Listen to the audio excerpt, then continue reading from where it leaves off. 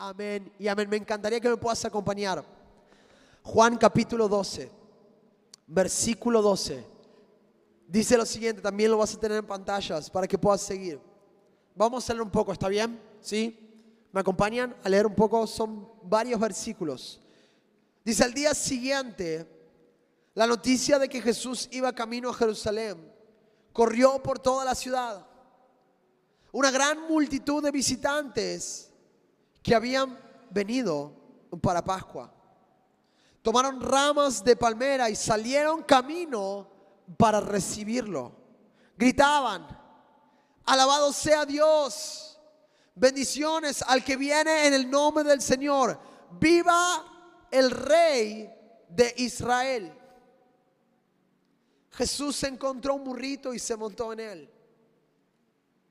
Así se cumplió la profecía que decía: no tema, pueblo de Jerusalén, mira, tu rey ya viene montado en la cría de una burra.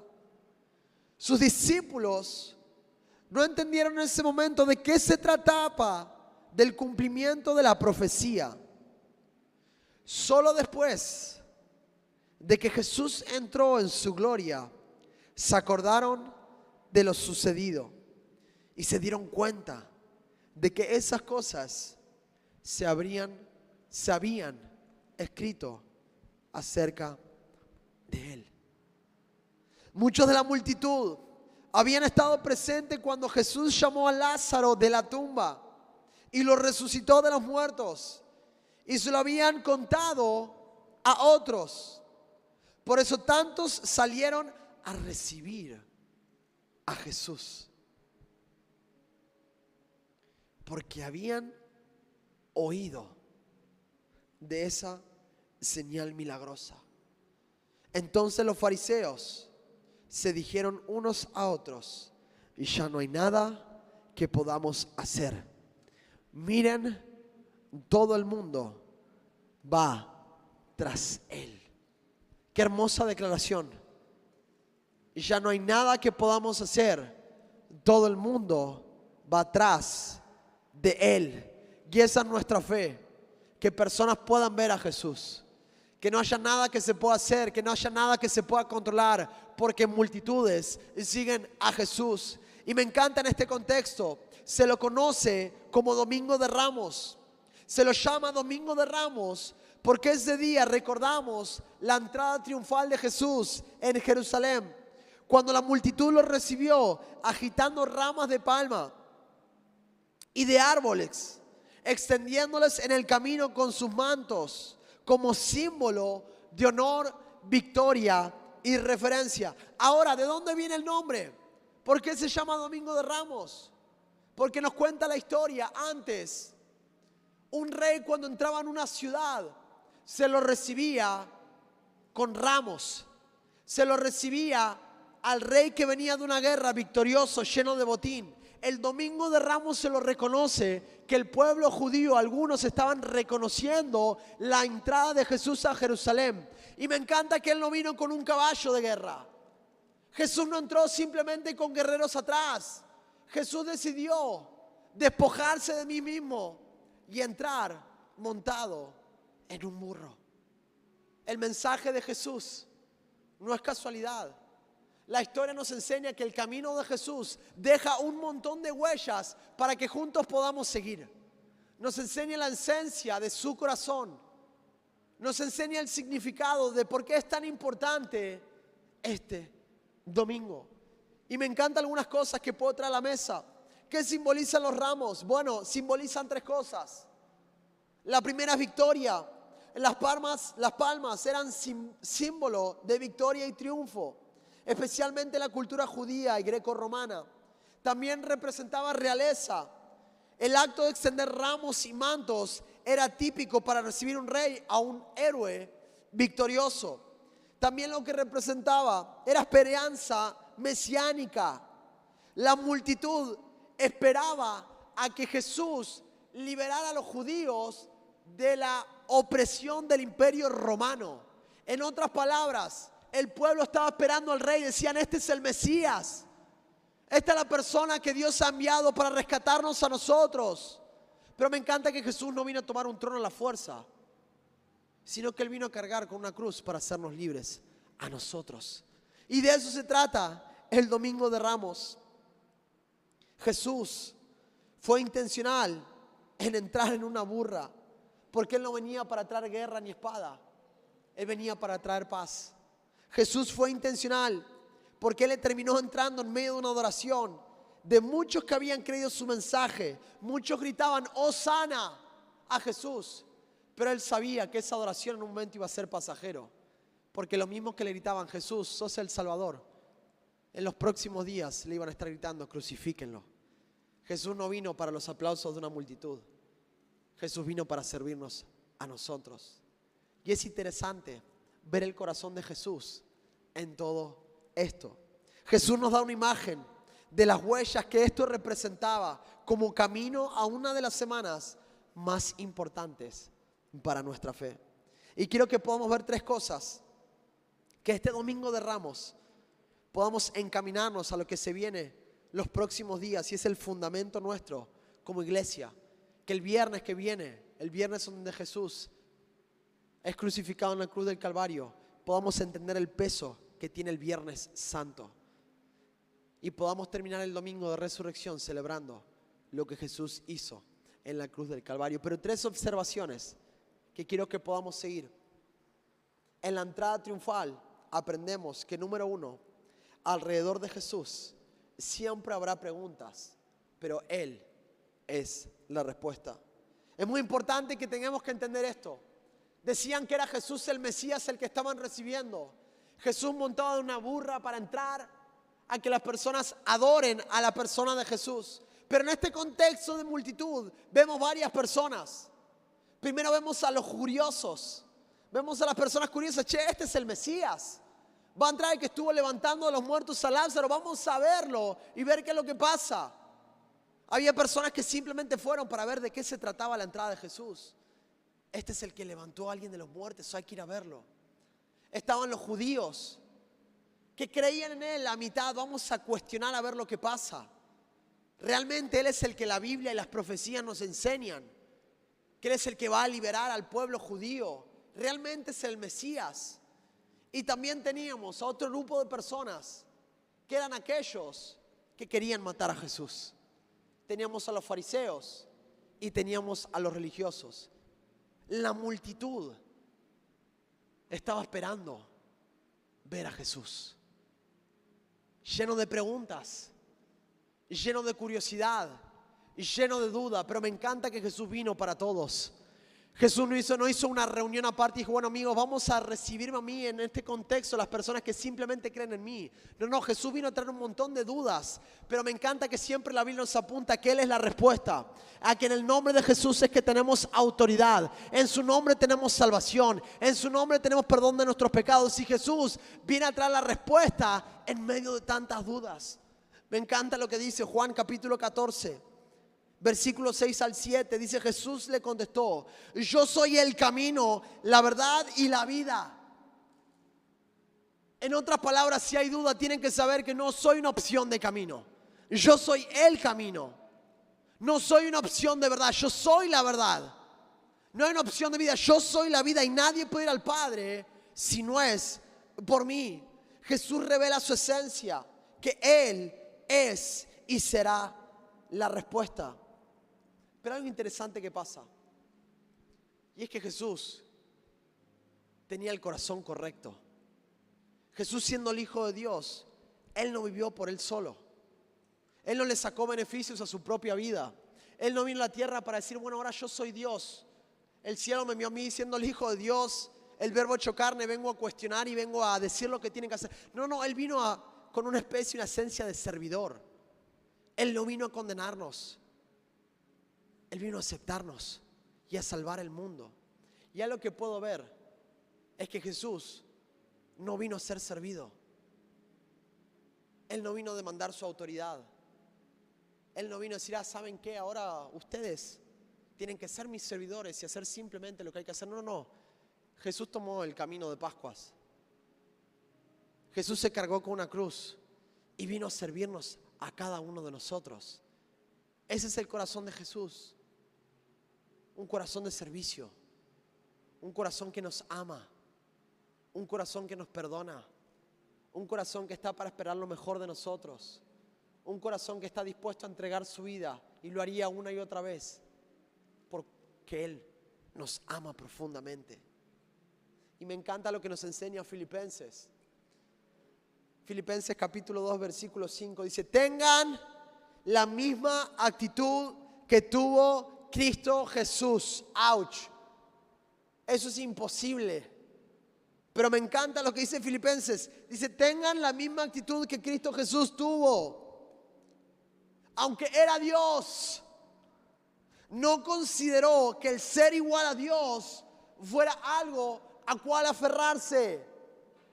En cambio, renunció a sus privilegios divinos y adoptó la humilde posición de un esclavo y nació como un ser humano cuando apareció en forma de hombre.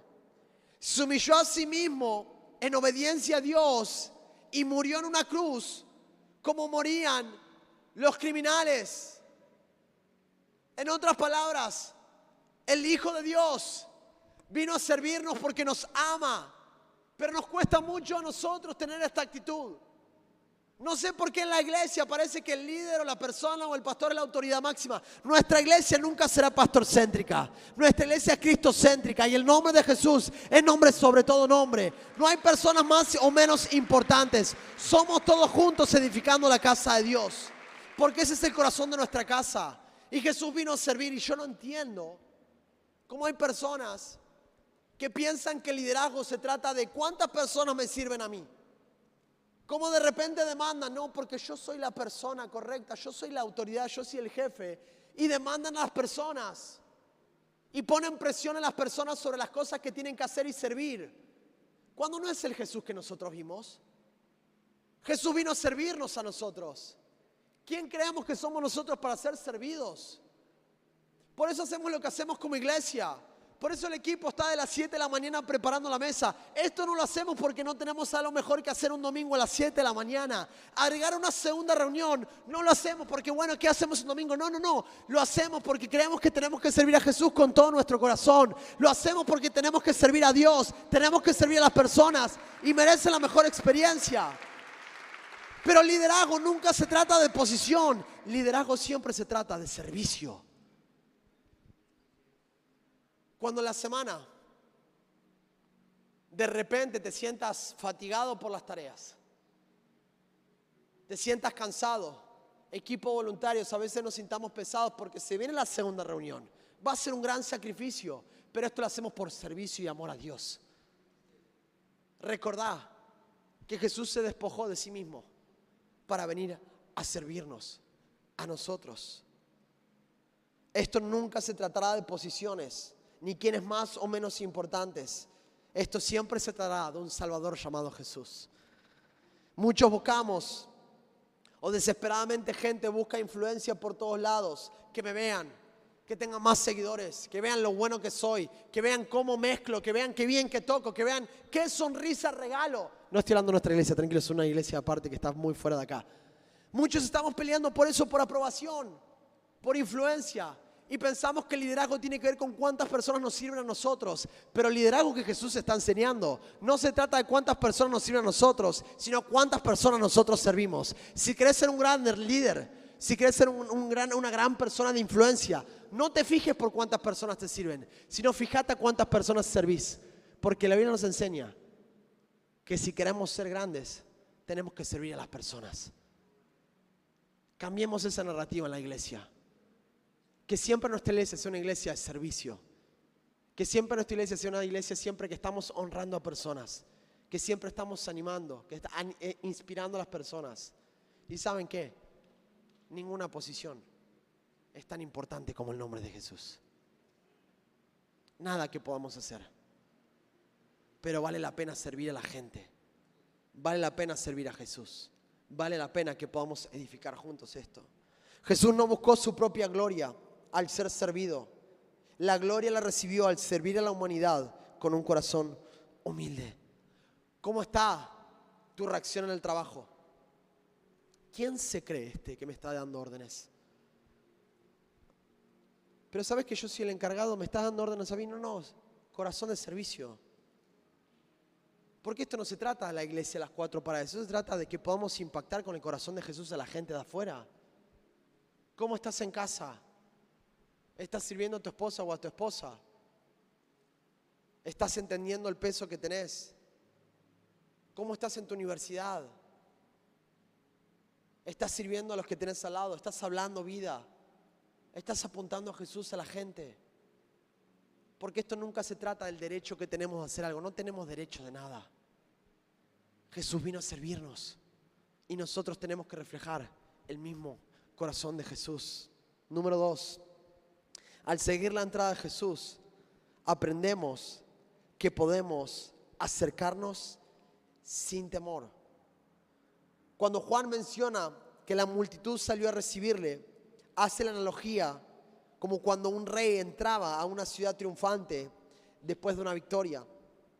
Jesús entra en una ciudad donde muchos lo estaban esperando para llenarlo de adoración. Jesús entra en la cena y gente le proclamaba, Hosana, Hosana. Y en un contexto judío, Hosana se declaraba a los reyes entrantes.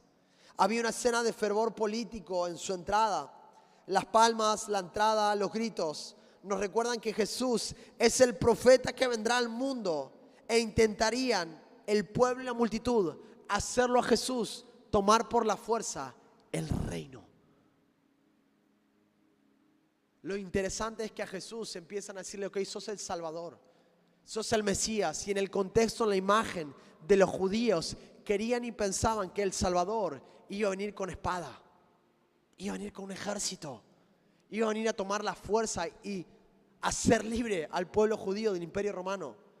Pero me encanta el corazón de Jesús. Él entró con un corazón de servicio. Él entró enseñando que cualquier persona podía acercarse a Él. Personas perfectas no había. Personas imperfectas estaba lleno, estamos llenos y somos todos nosotros. Podíamos acercarnos a Jesús. Ese es el corazón del Padre, que envió lo más precioso, Jesús. Podemos acercarnos sin temor a Él. Podemos acercarnos con confianza. Podemos haber hecho cualquier cosa y me dice la Biblia y nos enseña que Él es fiel y justo para perdonar nuestros errores y nuestros pecados. Me encanta que podemos acercarnos sin temor. En Juan capítulo 12, versículo 44 al 45 nos dice, Jesús le gritó a la multitud, si confían en mí, no confían solo en mí, sino también en Dios, quien me envió. Pues cuando me ven a mí, están viendo al que me envió. Yo he venido como luz para brillar en este mundo de oscuridad, a fin de que todos, digan todos los que pongan su confianza en mí, no queden más en la oscuridad. Jesús, la persona de Jesús, podemos acercarnos sin temor a Él. Pero un hecho que me llama mucho la atención es cómo el nombre de Jesús fue predicado. Nos enseña que de repente había mucha multitud esperando a Jesús. Y tenemos que tener en cuenta en esa historia, en ese contexto, en ese año, hace muchos años atrás, la ciudad de Jerusalén tenía y se promedia que tenía entre 50,000 y 80,000 habitantes en esa ciudad. Obviamente las fechas Pascuas, las fechas festivas, la fecha de celebración para el pueblo judío traía entre 200,000 y 500,000 peregrinos a la ciudad. Y eso es algo que se hacía.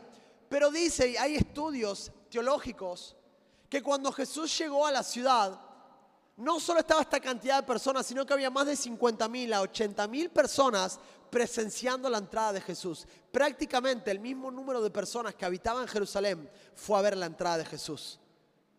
Me llama la atención y me da mucha curiosidad. Dice que no había momento de festividad en la Pascua a lo largo de todos los años que haya tenido el número que tuvo cuando Jesús entró a Jerusalén. Pero el nombre de Jesús, empiezo a investigar, ¿cómo puede ser que el nombre de Jesús traiga a tantas personas? Obviamente no me sorprende, porque Jesús venía haciendo milagros.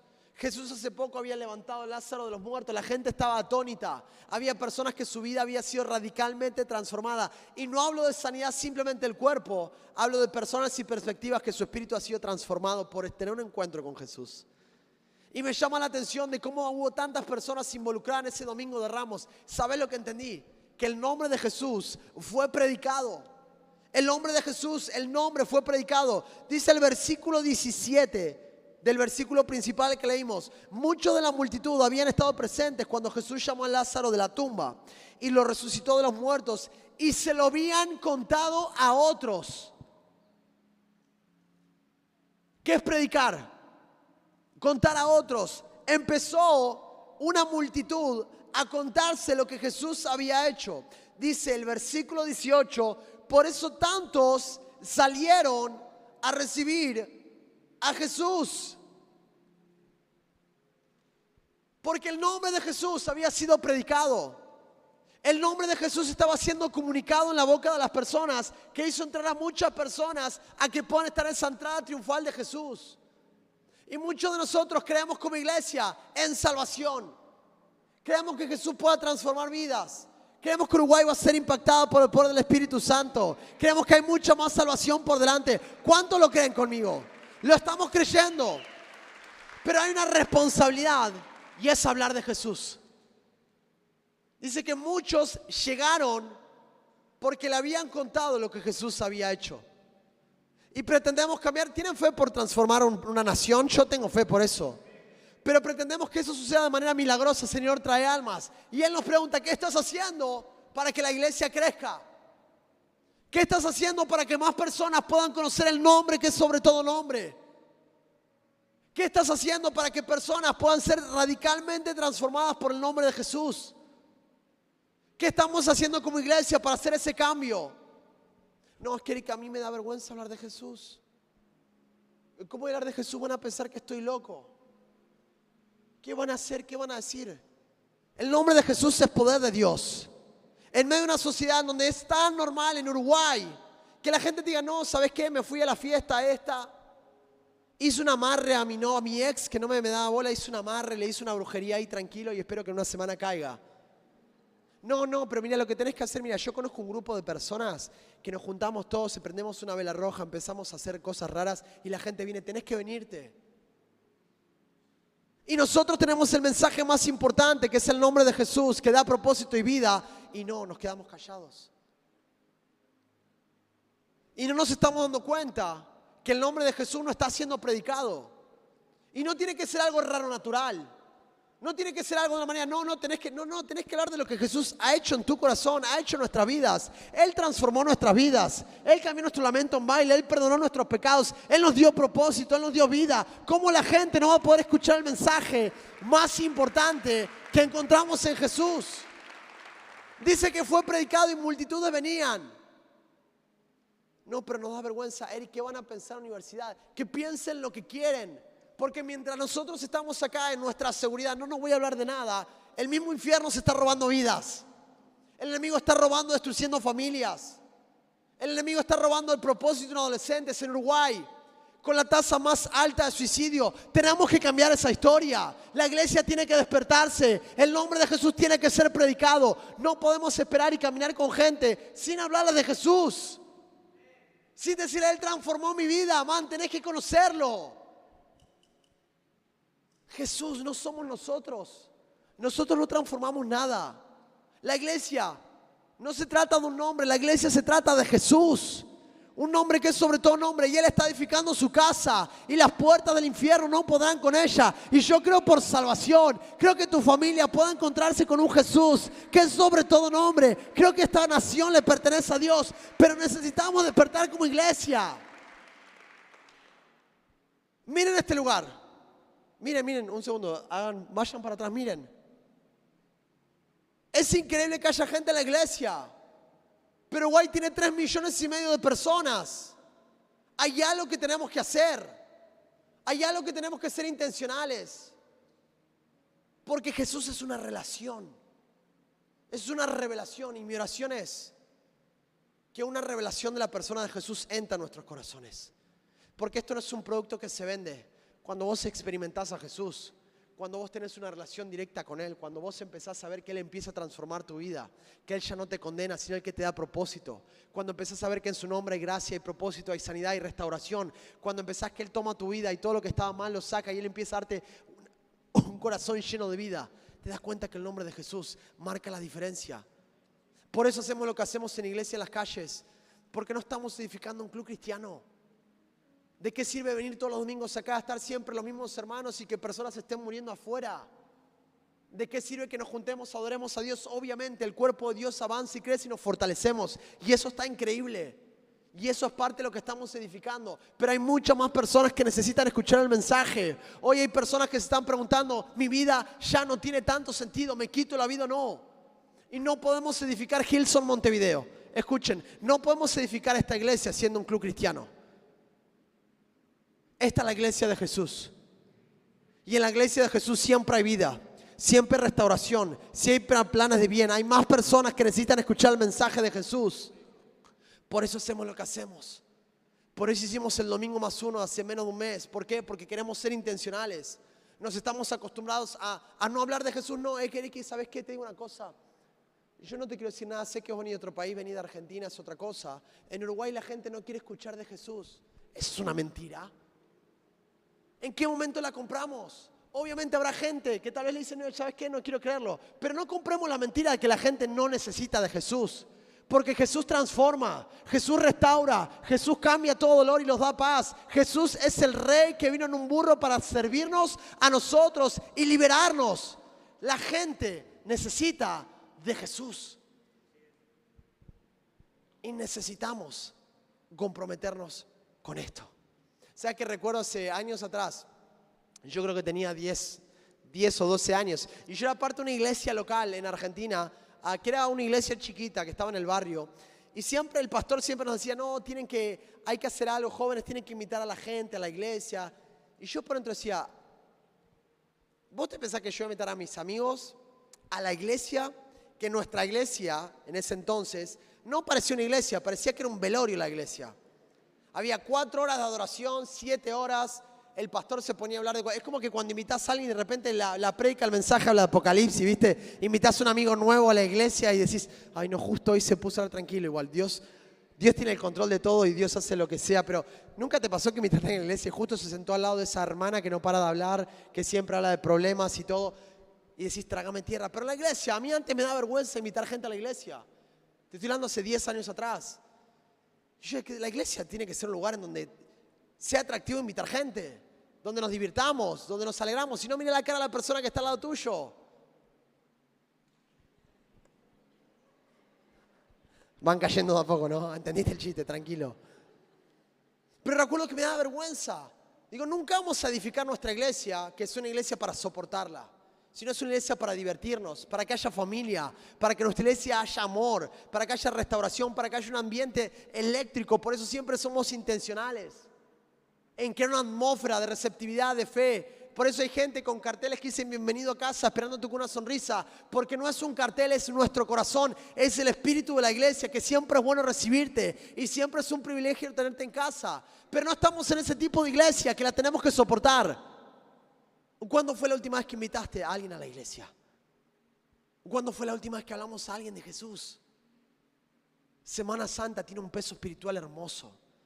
Y vamos a creerle a Jesús por salvación como nunca antes. Pero que juntos podamos edificar esto. ¿Están bien? ¿Me siguen? ¿Están bien? La iglesia no se trata de un club cristiano donde nos sentamos a observar. La iglesia es el medio que el cielo usa para hacer una amenaza al infierno y que más personas sean salvas en el nombre de Jesús. Y mientras el equipo me acompaña, al seguir la entrada de Jesús, aprendemos que seguirlo demanda una decisión. Seguirlo demanda una decisión. Porque muchos conocemos de Jesús, pero hay una gran diferencia conocer de Jesús a una gran diferencia conocer a Jesús.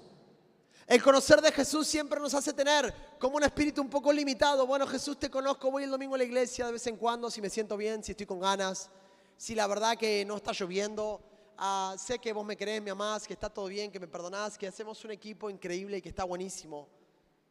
Conocer de Jesús, pero conocer a Jesús te va a llevar a seguirlo. Te va a llevar a conocer su esencia. Te va a llevar a aprender de Él, de quién es Él, de su corazón. Y siempre habrá tres tipos de personas. Digan, tres tipos de personas. Personas que no conocen de Jesús. Que tenemos que ir por esas personas para que puedan conocer de Jesús. Personas que conocen a Jesús pero no lo siguen. Y personas que conocen a Jesús y que lo siguen. Que nuestra iglesia y nuestros corazones seamos la clase de Dios que conocemos a Jesús y lo seguimos. Mira lo que nos enseña Juan capítulo 12, versículo 37. Dice, a pesar de todas las señales milagrosas que Jesús había hecho, la mayoría de la gente aún no creía en Él. Eso era precisamente lo que el profeta Isaías había predicho. Señor, ¿quién ha creído nuestro mensaje? ¿A quién ha revelado el Señor su brazo poderoso? Miren qué interesante esto. Jesús estaba obrando milagros, estaba levantando muertos. Jesús estaba trayendo el reino de Dios a la tierra con un corazón servicial. Pero personas todavía no creían en Jesús. Y en el versículo 42 dice, sin embargo, hubo muchas que sí creyeron en Él. Entre ellos, algunos líderes judíos, pero no lo admitían por temor a que los fariseos los expulsaran de la sinagoga, porque amaban más la aprobación humana que la aprobación de Dios. Seguir a Jesús siempre va a demandar una decisión. Seguir a Jesús no simplemente será decir, bueno, Señor, sabes que yo creo en vos. Jesús, yo quiero seguirte. Sino que es una decisión y es una actitud en nuestro corazón para alinear nuestras vidas a lo que Él cree. Cuando seguimos a Jesús, dejamos de dar bolilla a nuestra naturaleza pecaminosa para que Él pueda crecer en nosotros. Dejamos de pensar en lo que nos parece bien a nosotros, lo que nos parece justo a nosotros, para poder seguirlo a Él, para poder seguir sus obras y sus enseñanzas. Y me encanta que podamos tener la oportunidad de seguirlo a Jesús, no por simplemente lo que decimos en labios, sino lo que pasa en nuestro corazón. Porque probablemente podés conocer a Jesús hace muchos años, pero no seguir a Jesús en tu corazón.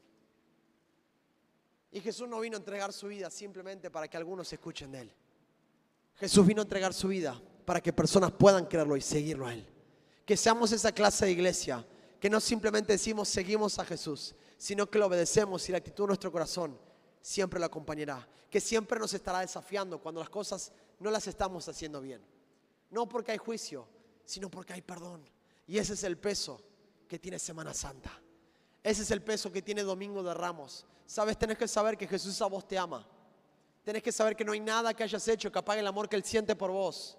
Tenés que saber que Él se despojó de lo que Él tenía, de lo que Él era, para venir a servirnos a nosotros. No lo hizo para juzgarnos, lo hizo para amarnos y para liberarnos. No hay pecado que pueda ser más fuerte que el nombre de Jesús. No hay error que hayas cometido que pueda ser más fuerte y más alto que la gracia que Jesús derramó en la cruz del Calvario. Si Él bancó clavos en sus manos, es porque Él nos ama.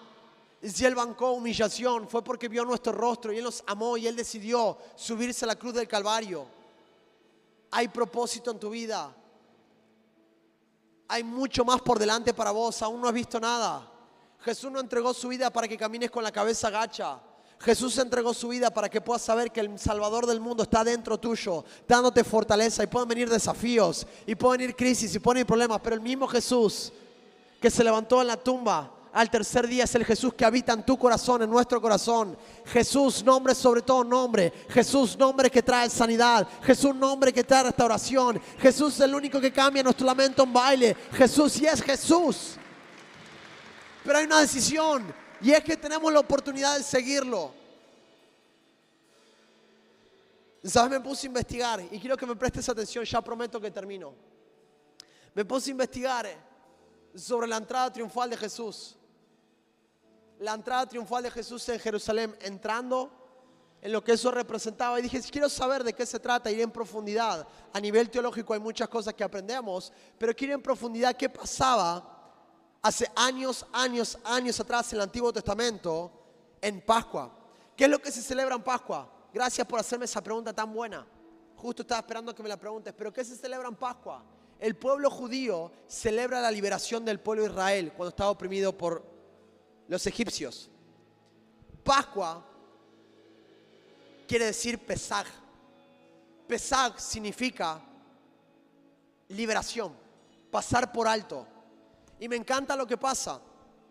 Y es que el pueblo judío en estas fiestas de Pascua celebraba la liberación de la esclavitud. Cuando Dios, recuerdan, Moisés abre el mar 2, el pueblo pasa, camina y ya el pueblo deja de ser esclavo, sino que ahora empieza a caminar con una autodisciplina directamente de parte de Dios. Pero puse a investigar qué pasó exactamente cuando Jesús entra el domingo de Ramos. Y ¿sabes qué interesante esto? Porque esto es tan precioso. Porque no hay detalles que se le escapa a Dios. Siempre la historia nos estuvo apuntando a Jesús. Desde el principio hasta el final siempre se trató de Jesús. Y mirá, dice que la entrada triunfal de Jesús se lo sucede en el día 10 de Nisan a Jerusalén. El día 10 de Nisan en Jerusalén era en el calendario judío, que era la fecha festiva que el pueblo tenía. Y en el día 10 de Nisan es donde en el Antiguo Testamento, ¿me siguen hasta acá? 10 días de Nisan, Jesús entra en el burro. ¿Sí me siguen acá? ¿Sí? Eso porque están atentos, muy bien, eso es muy bueno. Pero el Antiguo Testamento, me voy mucho de miles de años atrás, y dice que en el día 10 de Nisan se escribe Éxodo capítulo 12, versículo 1. Éxodo 12, capítulo 1 dice: mientras los israelitas todavía estaban en la tierra de Egipto, el Señor dio las siguientes instrucciones a Moisés y Aarón.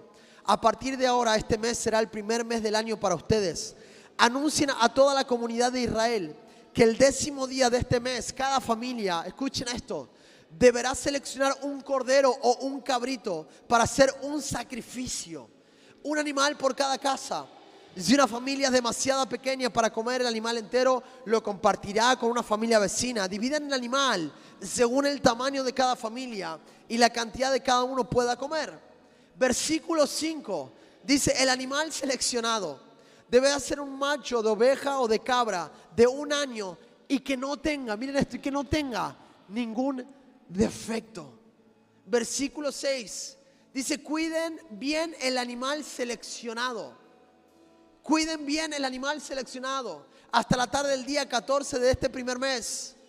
Entonces toda la asamblea de la comunidad de Israel matará su cordero o cabrito al anochecer.